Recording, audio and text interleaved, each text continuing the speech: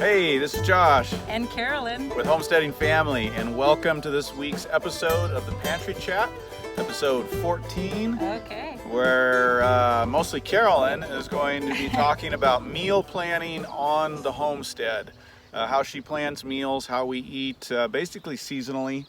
And so that's today's topic. Yeah. But first, what's going on? Well, we're not in the pantry, so it's kind of funny. We're calling them Pantry Chat still because the name's just going to stick. But yeah, now it's the unpantry chat. It's the garden chat. It's too nice to be. It's too nice to be in the pantry.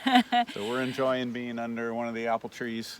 Yeah. And being outside. Great day, and there is a lot going on. There is a lot going on. Inside we're still in and the out. middle of spring rush around here. But no, at least through the beginning of June. Yeah, definitely. So let's see. We've got the cottage garden going in the front, and I'm just about to start planting starts out in there. Exciting. So, you guys saw the video, right? Yeah. Where we talked about how we took the sod, that front lawn, and are turning it into a perennial cottage garden full of medicinal and culinary herbs. Yeah, all sorts of really good plants in there. And I will be doing a video on that, explaining just what I'm putting in when I get to that. But still finishing up, just getting the walkways set and a few things like that. Yeah. So been working on that. But then the big thing that's happening this week, this is hard. I get grumpy on these days, and I try not to get grumpy. The but clothing exchange. It's the clothing exchange. The twice a year swap out the seasonal clothing for the new clothing. So give them a quick, what does that mean, clothing exchange in our household? In our house, we keep all of our clothes that are still usable after a season of people using it, and we keep them in bins and set them aside for storage until we need to change out the clothing again. So kind of seasonally. seasonally. Pass them down. Seasonally, right? Seasonally, or just size-wise, of course. Right. You know, we have to pass things down. And so at some point, usually in the late spring and kind of mid-fall range, we have to switch that out and move everybody up a size, get the next season's clothing out, which includes a lot of clothing coming and going. And it's got to be stored this way. We just have so many people in the house, and we keep a lot of the clothes that are still good. We don't want to have to rebuy them, pass them down. Oh, we've saved thousands of dollars on clothing Yeah. by doing this, just huge amounts of money. And we buy a lot of the clothes to begin with secondhand, just we don't feel like the need to get brand new stuff for everybody for the homestead. But then we can often still get multiple children's use out of clothing, except for boys' jeans. Those don't last very long. Those are one-time use only. Get through a season, I don't think, do they? No, we don't. So anyways, that is kind of mid-process right now. And that's your favorite, hands down, most awesome project of the year. Oh, I have a reputation around the house like it's clothing swap day, so be careful. Mama's gonna be grumpy. it just kind of stresses me out. Yeah, I get extra cups of coffee and some extra hugs. So You're doing great. You're getting through it. And I'm still smiling, so I'm good. I'm being very patient and smiling. So, what about you? What have you been up to? Oh wow, well, you've been laying around, haven't you? Always. Yeah, just always had your feet up on the porch. Kicking back in the shade. Yeah, hammock. I keep the hammock out of view of the cameras. Well, it's Molly calved Monday. We woke up to a brand new little calf Monday morning. Yes. And she was a little ahead of our schedule. A lot of you know we got settled on this farm in the fall, and so we have a lot of infrastructure to put in and getting it up to full use for our homestead. Right. And so she was a little ahead, so I've been scrambling to finish the milking stanchion.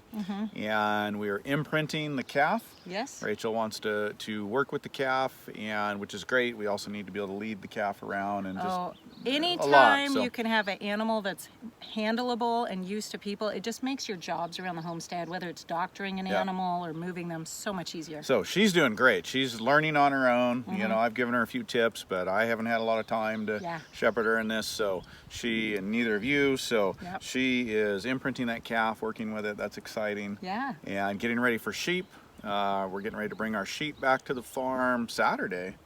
And so fencing. There's 6 lambs already. They've already lambed, so I hear there's 6. So we've got our ram, 3 ewes right now, and six lambs coming in. 2 sets of twins. And so we're putting up temporary fencing right now. And there's not a lot of fencing on this property, so it's all going to be temporary, and we've got to get that in the next couple days. and we are on the final 2 weeks of getting the main crop garden in, and some permanent systems we're putting in to get ready to plant all the starts. So it is a race to June 1st to get all that done. We're almost there. We're keeping up pretty good. Yeah, it's good. All good stuff, and sky's blue, sun is shining. That's a treat around here right now. It's been great. Oh, absolutely, just great. So, okay, well, getting on to the question of the day. This is from last week's Pantry Chat from the questions. Amanda asks, what is your response when people are concerned about the social skills of homeschooled children? So last week's Pantry Chat was on homeschooling on the homestead. And that is a great question. That's one that definitely a lot of people ask. Well, I'll tell you what, the only people who ask that about our kids are the people who have never met our children. Right. Because they're so gregarious and outgoing and such good, so good at meeting new people. You mean well socialized? They're well socialized. and believe it or not, you can do that outside of the public school pretty easily. You can, and but it's a valid concern. Right. Because there have been people in the homeschool movement that have, secluded their kids maybe. Yes. And there's definitely some concern there, and that is understandable. Yes. And that is not something we want. On the other side, we do want a different socialization than the public school model, where kids spend most of their waking days with kids their age, and we call that good socialization. Yeah. And they don't know how to cross engage. So to us, and like Carolyn was saying, the feedback that we get, our kids can talk to anybody from the teenage boy handling a baby to, great grandparent. Oh yeah, to an older person, to a professional career person. And that's intentional. And definitely as homeschooling parents, we have to be intentional of that. And particularly in a homesteading life where there is a lot of home-based activity, that takes intent. And so... Okay, can I address though here that a bigger part of this problem is that actually parents aren't socializing appropriately. Like, we are not bringing people as a culture into our home. And I know you and I make a real point to have people into our home at least weekly, sometimes multiple times a week. Different people, not just our own age group, our own peers, our age and similar families. That's great. We want all that. Our kids have got friends, other families, and they need that level of socialization. But we try to bring in different people from the community to have dinner with, different age groups, different experiences. And whether they have kids or not, whether they're older or not, and just different life experiences. So, when you start bringing that into your family as part of your family culture and not just this thing we do with kids to socialize, it changes the whole scenario, because then you have a culture in your house of getting to know other people, getting to know new people. A lot of times we have people over that we've never even met before, or relative strangers, and we're getting to know them. And so it just sets that precedence of what real socialization is, right? Well, and doing, activities outside of the home, we certainly do engage. We don't do a lot of sports and different activities that just wouldn't work for our family to run around that much. Right. But we do engage in different activities, and traveling is another one that's been important to us. And taking the kids out and traveling and meeting, just outside the community, different places, different people, and allowing them to be in situations to engage. And all of that creates fantastic social skills. Really does. It may not be the modern social skills that are up to date on whoever's on TV or popular on the radio, or whatever that you're gonna get in a standard public school education, I guess. But very, very well versed in dialoguing and interacting with people. So if you ask us that question, you're going to get that type of a response. So if you're looking for a shorthand answer to tell somebody, we don't have a good one for you. No, but it's a valid question, and absolutely. It's each parent's responsibility if we're homeschooling, and really if you're public schooling, just putting them in school and expecting that to be the socialization is not enough. There are things that any parent can be doing, however you're educating your children, to be giving them a very diverse social experience, and that's important no matter where their education's coming from. Absolutely. And as a school teacher, as I was an old old school teacher. Let me tell you, there are some very unsocialized children in the school system, Right. regardless of being around that many children. So just what you're saying. Well, and so I think we can conclude, really, that's a parenting issue. It really is. You know, it's not a schooling issue. It is really a parenting issue and how we parent. And so you as Absolutely. parents can make a choice how you want your children socialized. Yeah. Okay, all right. Good. We're trying to move it along. But you can No tell secret we get we're to really talking. passionate about But some of these issues. we realize we have been taking up more and more time away from the Main core topic? topic. So Okay. so we want to move on to the core topic, which is meal planning. I'm gonna Meal shut this planning down. on the homestead. So Yeah. any of you guys who are eating out of your pantry or your freezer or your garden or even the farmer's market are going to identify with the fact that meal planning on the homestead is very different than meal planning if you are depending just on the always available food at the grocery store. If you're going to the grocery store, you kind of go, gee, what would I like to make tonight? What would I like to eat tonight? And then you write out your meal plan from that and you go shopping, you can go buy the ingredients. When you're on a homestead, it just doesn't work that way. And So we have to rely on bulk buying the things that we don't produce. We rely on seasonal vegetables right, and meat yeah, when in season, and Yeah. then of course putting by both vegetables and meat and fruit right. for other times of the year. For other times of the year. So your meal planning question doesn't become what do I want to eat? It becomes what's available, what do I have to use? So the first three questions before I think about any meal planning for the week that I always have to ask myself, and I really say you should keep in, Hi, Tess. we have We didn't animals even know showing Tess up. was here. Yeah, we have Mom and Dad's dog here. Yeah, She's sweet. she is real I sweet. don't think Maybe she's she gonna wants to make it come up and say Here, hi. You go ahead. I'll get her. So the You first wanna three say- questions that we have to ask is to Gosh, this is to- Tess. Say hi to oh, Tess. this is Tess. She's super she's sweet. a new addition. She is. Yeah. She's a Getting used to farm life. English Cavalier Spaniel. So she's Something like that. something yeah. like that. Yeah. She's really cute. Okay, so All right, I don't think she wants to sit there. the three questions always ask yourself before you think about what you're going to make for any meal is one, what do I have a lot of that's fresh right now? Okay, what do I have an abundance of? Fresh is best. Fresh is if best, possible. whenever possible. Two, what do I have in storage or even fresh that needs to be used immediately because it's declining in value? Well, and this it's getting old. and It's going to go bad. I can relate to that part because I'm often managing the freezer. right? And I know this happens in the pantry as well. There's things you just don't tend to get to Yeah. because as much as we still want to eat certain things, and Yeah. so we gravitate towards those. Yeah. So there comes that point where you've got to go through the freezer and start pulling out the things that have been in there for a while. Yeah, right. That we just haven't gotten to, and I know that happens for the pantry as well. It does. Yeah. Yeah, and then the third question would be, what do I not have very much of, and so I need to not use as much of it if it's in storage, you need to make right? it last. You need to make it last longer. I think we have So a those- problem with jam on that. Well, we did this last year, and occasionally we have a fast. problem with ground beef, which apparently we like a lot of. Yeah, right.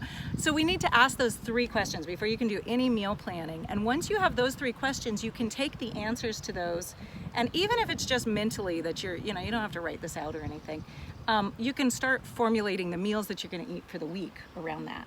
Okay. Right? Yeah. So no matter where you're at in the season, No matter because where they're you're at in the seasonal, season. you're going to be eating one way in winter, Yep. another in spring, summer. On the homestead, we're flowing through different cycles Absolutely. of available foods. Uh-huh.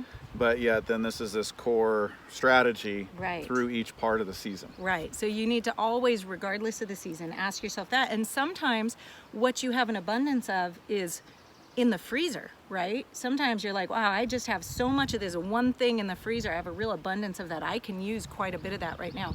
Sometimes what you have an abundance of is coming out of the garden and you just have bushels of zucchini or tomatoes or something Why like do we that. always think of zucchini when we think of abundance? They're just so prolific. They're such a great plant.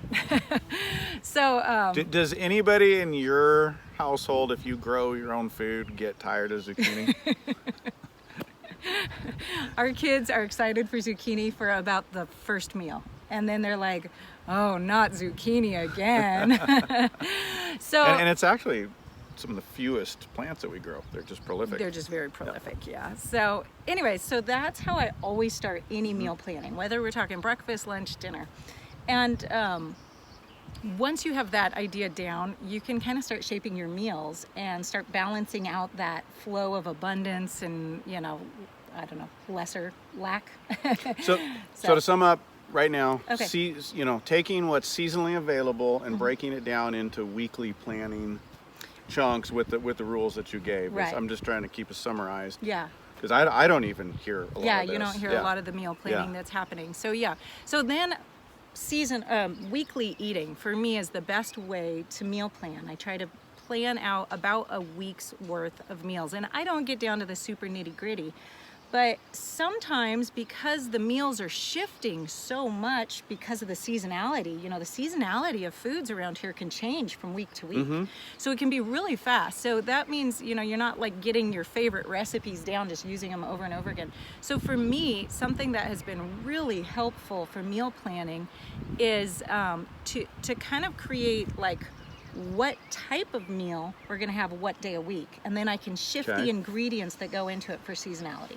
So for example, I can say that on Mondays we're going to have pasta, and so if it's springtime and I have a lot of spring vegetables, say I've got greens, I've got asparagus, I've got peas, I've got some of those things, I can make a pasta primavera out of whatever I have available and put that over pasta, and that's our pasta dish for that. And of course, whatever meat that I have that's abundant is gonna go abundant or needs to be used right away, right? Usually in spring, it's at what needs to be used. Yeah, right? Usually it's cleaning out the bottom of the freezer, pretty much. And so you can do that, soups, stir fries. For us, we have a pizza night in the house, and so seasonal pizzas have become a big thing in our house, where we're just shifting the topics with the different seasons that go around. So this last week we had a pizza that had a wonderful set of fresh greens on the top. Lots of garlic. You wouldn't even think that. And you got that out of a permaculture kitchen book, I think. Permaculture kitchen cookbook that I found at some point. And that is one of my favorites. That is really good. So it's just the toppings just shift. So that just gives a framework to help me. Maybe I need more help than most people, but think about, okay, I know Monday's pasta, so what can I put in the pasta this week that I have a lot of or that I need to use up? Yep. And that really just helps me to work through that. Now, to make that work really well for our house, I find that it's good to always keep a steady supply of some staples on hand. Things like rice, you know, whatever your baking supplies are that you want to have that. So you're talking some of the bulk buys, rice, beans, wheat, oats. Yeah, whatever it is that you like to eat as a base for those types of meals, whatever your framework is that you've planned out for a week. And that just helps to keep that framework of what type of meal to eat throughout the seasons ready to make. It makes it really simple to have on hand and ready to go. So I really like that. Whether, you know, and I keep using the pasta example, the Monday night pasta, you know, if I have enough pasta in the pantry and I've been making the pasta, that video is coming out this next week. It is made, it's ready. So that homemade pasta video is on its way. But if I have my homemade pasta in the pantry ready to go, then I know making dinner with the seasonal ingredients is real easy on a Monday night. So you do, we have other dishes like pastas is a regular one. If we've got a lot of meat, then a lot of times there's a meat-based or steak-based. Right. You know, sometimes, and we're a little low on meat right now. But when we get into meats, it seems like we'll have a chicken night where it's some sort of chicken core dish or a meat core. Yeah, usually steak. Roast chicken shows up once a week at least. And when we've got plenty of ground beef, seems like hamburgers. A hamburger meal makes it on. Yeah. And so it really can be anything you want, but it needs to work with what you have. Yeah, and then just be able to change that for the seasons with, and maybe it's just you're changing the side dishes around. So I've got a request. Okay. What's your request? Tacos. More tacos. I knew it. Well, getting them back. Are you growing my cilantro? I am. Okay. I am. You give me cilantro. cilantro. We're actually succession growing cilantro this year. Yeah. We're finally getting the cilantro dial. Because I'm really missing I could have tacos 7 nights a week. Easy. Pretty much. Yeah. So anyways, that's my plug for tacos. All right. Well, those can be very seasonal too, so you can definitely put that in seasonally, which is good. Now, what about breakfasts? Because breakfast on the homestead is core to get everybody fed well, fueled up for the day. Okay, so and I've promised you guys that breakfast casserole recipes. I have that for you. If you didn't grab it last week, we sent out an email. If you're not on our email list, jump over there because we get lots of goodies out to our email list. Everything goes to our email list, really. That's where it gets released first. That's where when we release a class, the best price goes there. So and you're going to get any of these things we're talking about fastest on that email list. Yeah, so if you're on the email list, you already got the invitation to grab the breakfast casserole recipes. And if you're not, we'll have the link to the breakfast casserole recipes in the description. And that will also put you on our email list. Right, exactly. And then you'll be dialed in. Yeah, exactly. So most of those breakfast casserole recipes, just like what I'm talking about, a framework for the evening meals or lunch meals, can be shifted around seasonally. So we have it written in the recipes as kind of a baseline, but for say the baked oatmeal, we've put in peaches, we've put in strawberries, we've put in whatever it is that we have. I dusted it with little coconut shavings. We've done coconut the other day, shavings, it was we've done fantastic. nuts, we've done all sorts of different toppings. And just using those three questions of what do I have in abundance right now that I need to use, what do we need to use up soon, and what don't I have very much of. And so you can take all of those and shift those. Now I know for us, one of the big things we like is to have raw green salads regularly. Oh man, when we've got greens, which we do right now, and that's a big part. This is where the whole process reverses in your meal planning affects the gardening, right? Because this is kind of a circle. So the garden and the kitchen have to be in constant communication. Absolutely, and that's how it worked on the old estates. It really did. You know, and the kitchen had requests, and the garden tried to fulfill that request, but the kitchen also had to respond to seasonality and what was going on and what was available. And this is where greens really tie in because they're great season extenders for fresh eating on both sides of the season. Yeah, so we definitely want to be communicating with the garden if you've got a garden going and getting a lot of fresh greens out there, because we like those salads as often as we can get them through the day. Yeah. So, and that's an easy one to produce a lot of food on too, especially if you're in a small space. You're both your eating greens, your salad greens, and your cooking greens. So I just want to address one other thing here that's I've got flower petals hitting me.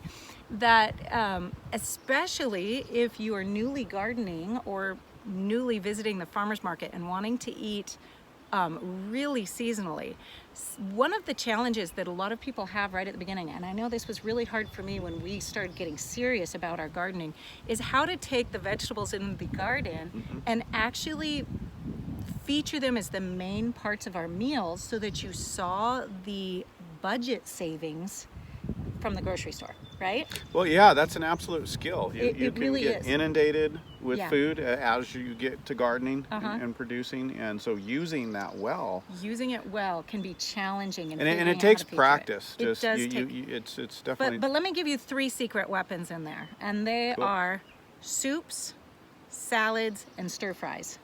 Okay. So I learned very early on in this journey that if you start going grocery shopping in your garden, you can walk around, and this is great. It works around this framework of meals. Say Thursday night is stir fry night, so you go get your rice started in the house, and then you go grocery shopping out in your garden, and you find everything that's ready to be picked out in your garden. And one of the bits of advice that I got early on was, don't assume that it doesn't go well together.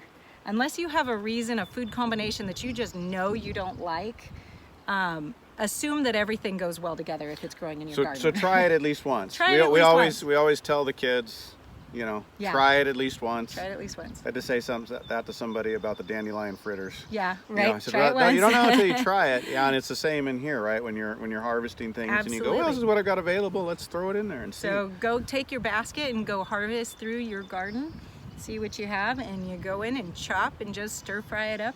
If you have some meat available and you want meat, add that right in there and serve it over your rice, and you've got a great meal that is really using all of your vegetables and becomes the centerpiece of the meal. And that way you're going to really see that savings when it comes to shopping if you're still buying a lot of your food from the grocery store. So the same things with soups, and you can, you know, kind of get into stews and curries and things like that, and then main salads. So I think one question that people are going to be wondering about is lunches. You've covered breakfast, you've covered dinner, and particularly if you're homeschooled, home business, and everybody's home during lunch. I mean, you know, some households everybody's gone, and that's not a big deal. Right. But in this lifestyle, and a lot of what some of you are doing, people are home. Yeah. So, and you've got a specific strategy that works great for lunches, which is make extra for dinner so you have leftovers. Right. And that works really well. I know some families don't really care for leftovers, but when it comes to eating really good, clean food and it's fresh, having something like that on hand just makes your day so much easier. Well, it's a part of being resource wise. You know, you're better to make a little more at dinner and then be able to browse that for lunch. You can always throw in bread. There's always fresh bread in the house. Right. Some slices of cheese, and you can do pickles. There's a lot of different things too when there's not enough leftovers. Right. Taking stock, I just noticed what you do and hearing what you're saying here. A lot of times lunch is getting filled with leftovers from dinner, sometimes leftovers from breakfast, and also what needs to get used up in the kitchen. There's 3/4 of a loaf of bread, and fresh bread just came out, and throw that on there, and you know, whatever we can find. Right. Yeah, and fill it all in with a big green salad from the garden. That's it. So I see the breeze just picked up, and so if probably getting windy on the mic. Yeah, so sorry on the mic. We're working out getting some better sound, but we don't have that worked out yet. So is that it? Is that kind of the tour on meal planning? All right. It really is. Real good. Well, we hope that helps you guys out and gives you some ideas. Feel free to drop any questions down below, and we'll answer those if we can. Right. And next week we're talking about your planning your preserving year. Yep. So, it's not preserving season's really a couple months out, but it's time to start getting ready for that now. Yeah. And with that, I think we've mentioned Carolyn's going to have a class coming out this summer, a really good canning class. A canning class coming out this summer, so. And I think we're going to have a little something for them. Yeah, I think we're gonna be ready to open up the waiting list for that, which is gonna make sure that you get the best offer for that class when it comes up. We always want to honor you guys who are regular followers and make sure you guys get our absolute best offer that we can put it out at. And then that's our email list that confirms that to us. Yeah. That you're hanging with us, and that's how we. So you're gonna get an opportunity to get on that wait list, and I think I'll have a special few goodies for you, some extra videos that will come out only to that wait list. So kind of some sneak peeks and a few little educational tidbits along the way. Got some good things for you there. Yeah, maybe some insight on producing the canning class. Well, yeah, and that's where I'm going to get your opinions about what you absolutely want in that canning class to make it exactly what you guys want too. So keep an eye out for that video next week, the Pantry Chat next week, with that link and that opportunity for you to jump on into. All right. Exciting stuff. Thanks, guys. Thanks for hanging with us again this week. And don't forget to like, share, and subscribe. Hey, we're getting really, really close. We're almost at that 100,000. 100,000 mark. We're like, this is the longest 1,000 I think that it's ever taken. This last one. So sure seems like it. It seems like it. But pass this on to your friends if you think that there's somebody who'd be interested, and help us get to that 100,000 mark. Absolutely. So. All right. We will see you soon. Goodbye. Goodbye.